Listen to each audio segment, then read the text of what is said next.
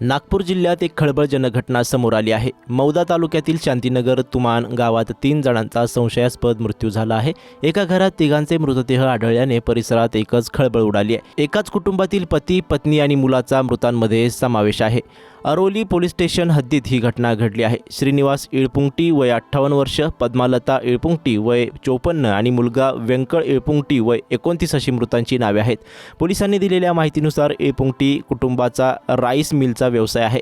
घटनेची माहिती मिळताच पोलिसांनी घटनास्थळी धाव घेत मृतदेह शवविच्छेदनासाठी शासकीय रुग्णालयात पाठवले आहे।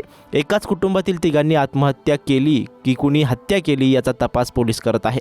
मौदा तालुक्यातील शांतीनगर तुमान गावात इळपुंगटी कुटुंबीय गेल्या अनेक वर्षापासून राहत होतं। नेहमी सकाळी लवकर उठणारे हे कुटुंबीय गुरुवारी सकाळी बराच वेळ झाला तरी कोणीच बाहेर न आल्याने शेजाऱ्यांनी त्यांना आवाज दिला, मात्र आतून काहीच प्रतिसाद न आल्याने शेजाऱ्यांनी घरात डोकावून पाहिले असता सर्वांना धक्का बसला। घरात पती, पत्नी व त्यांचा 29 वर्षाचा मुलाचा मृतदेह पडला होता।